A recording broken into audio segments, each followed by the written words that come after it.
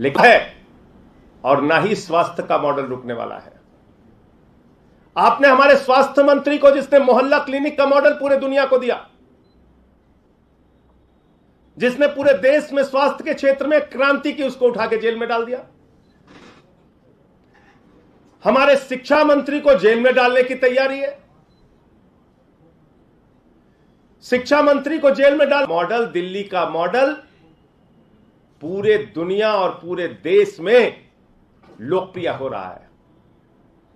America का वो अखबार जो नरेंद्र मोदी जी की सरकार के बारे में छापता है कि कोरोना के दौरान लाखों लोगों की मृत्यु हुई, अमेरिका का वो न्यूयॉर्क टाइम्स अखबार जो मोदी सरकार की असलियत को पूरी दुनिया के सामने रखता है, वही अमेरिका का न्यूयॉर्क टाइम्स अखबार कल मनीष सिसोदिया की फोटो के साथ दिल्ली के शिक्षा मॉडल की चर्चा करता है। मनीष सिसोदिया के फोटो के साथ दिल्ली के शिक्षा क्रांति की चर्चा करता है, केजरीवाल के मॉडल की चर्चा करता है। इस बात पर पूरे देश को खुश होना चाहिए। पूरा देश इससे खुश है कि आज पूरे दुनिया में मनीष सिसोदिया की चर्चा हो रही है, पूरे दुनिया में उनके शिक्षा क्रांति की चर्चा हो रही है, पूरे दुनिया में केजरीवाल मॉडल की सराहना हो रही है। लेकिन शर्म आती है, हमारे देश के प्रधानमंत्री की सोच इतने छोटे स्तर की सोच है कि दूसरे दिन ही वो मनीष सिसोदिया के घर पे सीबीआई भेज देते हैं। उनको खुश होना चाहिए था कि मनीष सिसोदिया के शिक्षा मॉडल की चर्चा आज पूरी दुनिया में हो रही है, लेकिन वो बौखलाकर दूसरे दिन सीबीआई का छापा डलवा देते हैं। और मसला शराब नीति नहीं है, याद रखिएगा।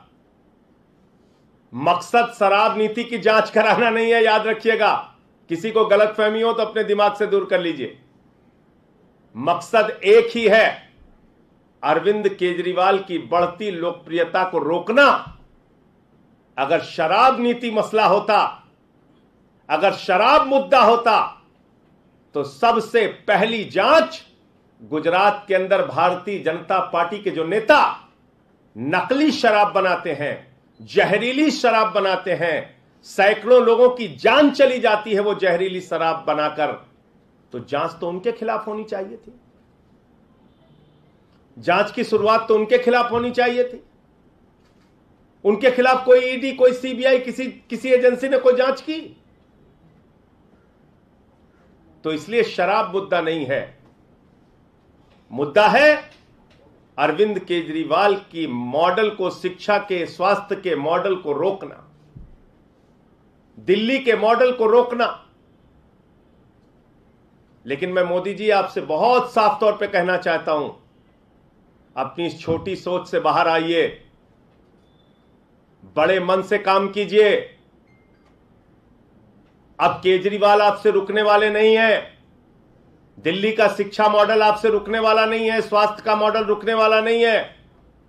पहले भी आपने सैकड़ों प्रयास किए हैं, अब भी कर लीजिए। पहले भी आपने मुख्यमंत्री के दफ्तर पे सीबीआई का छापा मारा है, क्या निकला? आज तक कुछ नहीं निकला। मनीष सिसोदिया पे सीबीआई का छापा मार चुके हैं, क्या निकला? कुछ नहीं निकला। हमारे 40 विधायकों को पकड़ के जेल में डाला, कुछ क्या निकला? कुछ नहीं निकला। अब रोज सीबीआई ईडी, इन एजेंसियों को, दिल्ली पुलिस, इनको आपने मजाक बना रखा है। कराइए जांच,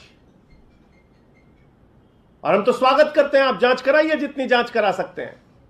न पहले कुछ निकला, ना अब कुछ निकलेगा। आपका चेहरा जरूर पूरे देश के सामने बेनकाब होगा, यह मैं बीजेपी और नरेंद्र मोदी जी से कहना चाहता हूं। मुझे इतनी बात कहनी थी। आपका कोई प्रश्न हो तो आप पूछ सकते हैं।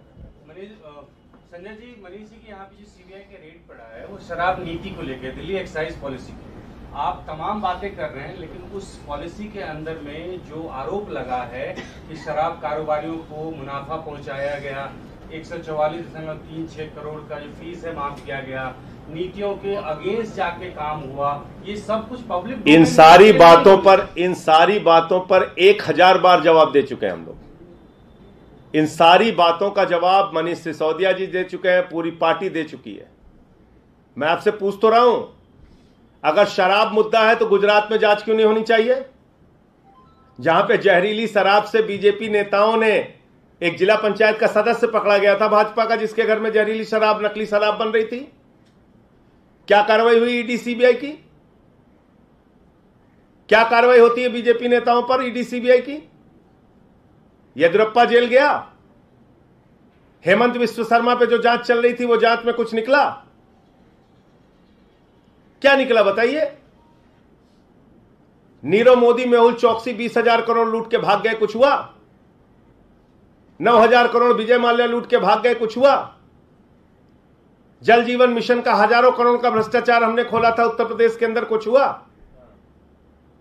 42,000 करोड़ का डीएचएफएल ने घोटाला कर रखा है, 29 करोड़ रुपए चंदा दिया है बीजेपी को उसने, कुछ हुआ?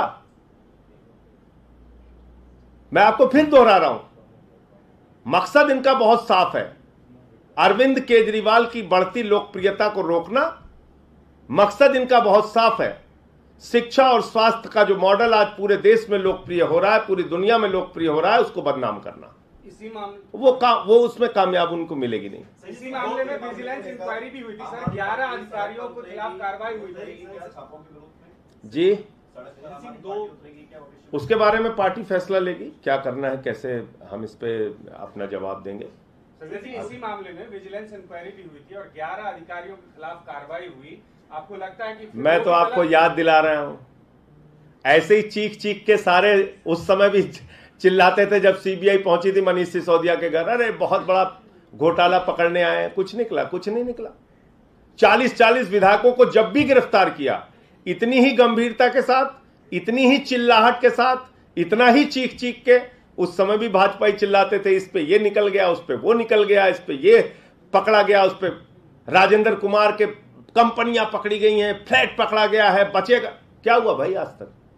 मैं पूछ तो रहा हूं आपसे, आप बताइए। तो ऐसा पहली बार सुंगलू कमेटी बनाई, 400 फाइलों की जांच कराई दिल्ली सरकार की, बाद में कह दिया कुछ नहीं निकला। तो मैं आपको बता रहा हूं, दिल्ली का शिक्षा और स्वास्थ्य का मॉडल पूरी दुनिया में, देश में लोकप्रिय हो रहा है, उसको ही बदनाम करना है, उसको ही रोकना है। एक ऐसी छोटी सोच के प्रधानमंत्री अगर देश में हैं, तो शर्म आती है कि वो किस प्रकार से इस देश को आगे ले जाना चाहते हैं, कैसे वो इस देश को आगे बढ़ाएंगे। जिस देश के प्रधानमंत्री की सोच इतनी छोटी हो कि शिक्षा और स्वास्थ्य पे काम ना करने दे, अब बताइए कैसे वो देश को आगे लेके जाएंगे, क्या उनका। और यहां पर राज्यसभा सांसद संजय सिंह को सुन रहे थे आप, जिन्होंने केंद्र सरकार पर जमकर हमला बोला है। उन्होंने कहा है कि इससे पहले भी जांच हो चुकी है, कुछ नहीं निकला, और एक बार फिर आप जांच करा लीजिए, कुछ नहीं निकलेगा।